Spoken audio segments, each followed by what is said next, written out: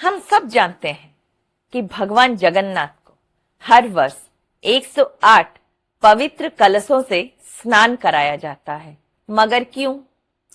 स्नान के बाद भगवान 15 दिनों तक भक्तों को दर्शन क्यों नहीं देते हैं?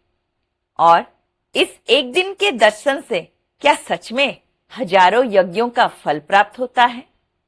तो आज हम जानेंगे स्नान यात्रा का अद्भुत रहस्य, जो हर भक्त के हृदय को भगवान जगन्नाथ के और भी निकट ले जाता है।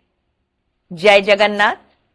सनातन परंपरा में स्नान यात्रा केवल एक उत्सव नहीं है, बल्कि भगवान की करुणा, प्रेम और भक्त वत्सलता का दिव्य प्रतीक है। ये स्नान यात्रा, ये पर्व ज्येष्ठ पूर्णिमा के दिन मनाया जाता है और इसी दिन जगन्नाथ भगवान, बलभद्र और माता सुभद्रा का सार्वजनिक महाअभिषेक किया जाता है। ये वही दिन है जिसके बाद भगवान रथ यात्रा की तैयारी के लिए विश्राम करते हैं। लेकिन इस लीला के पीछे छिपा आध्यात्मिक रहस्य बहुत कम लोग जानते हैं। आइए मैं आपको बताती हूं।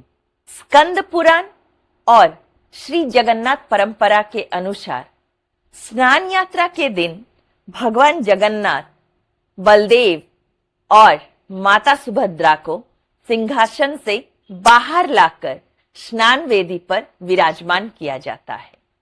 इसके बाद 108 स्वर्ण, रजत या पवित्र कलशों में भरे गए सुगंधित, मंत्रों से अभिमंत्रित जल से भगवान का दिव्य अभिषेक किया जाता है। ये जल कोई साधारण जल नहीं होता है जिनसे भगवान का अभिषेक होता है। इस जल में चंदन, कपूर, पुष्प और अनेक पवित्र औषधियां मिलाई जाती हैं। ये दृश्य केवल एक स्नान नहीं, बल्कि संपूर्ण दृष्टि द्वारा भगवान का सम्मान और प्रेम अर्पित करने का प्रतीक है। कहा जाता है कि इस दिन स्वयं देवता भी अदृश्य रूप से इस महोत्सव में उपस्थित होते हैं। स्नान के बाद जगन्नाथ भगवान को हल्का ज्वर आ जाता है। भक्त पूछते हैं, क्या भगवान भी बीमार पड़ते हैं? तो उत्तर है हाँ, ये उनकी दिव्य मानव लीला है। भगवान अपने भक्तों को ये संदेश देते हैं कि जब वे हमारी हर पीड़ा को स्वीकार करते हैं, तो हमारे सुख दुख में भी सहभागी बनते हैं। स्नान के बाद भगवान लगभग 15 दिनों तक भक्तों को दर्शन नहीं देते। इस अवधि को अन्वसरा कहा जाता है। इन दिनों भगवान विश्राम करते हैं और वैद्य उनकी सेवा करते हैं। उन्हें औषधियां, फल और विशेष भोग अर्पित किए जाते हैं। यही कारण है कि भक्त इस समय भगवान के शीघ्र स्वस्थ होने की प्रार्थना करते हैं।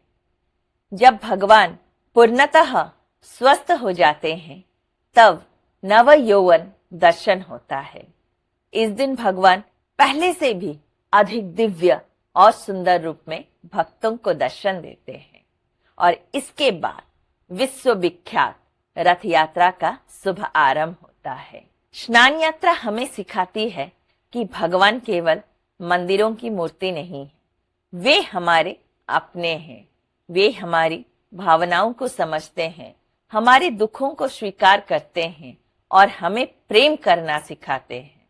जैसे भगवान स्नान के बाद विश्राम करते हैं, वैसे ही हमें भी अपने जीवन में शरीर, मन और आत्मा की शुद्धि के लिए समय निकालना चाहिए।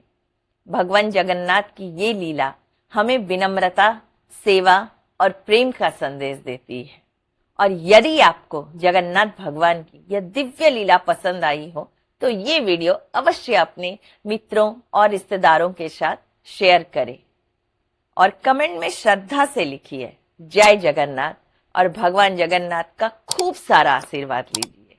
प्यार से बोलिए राधे राधे, हरे कृष्णा।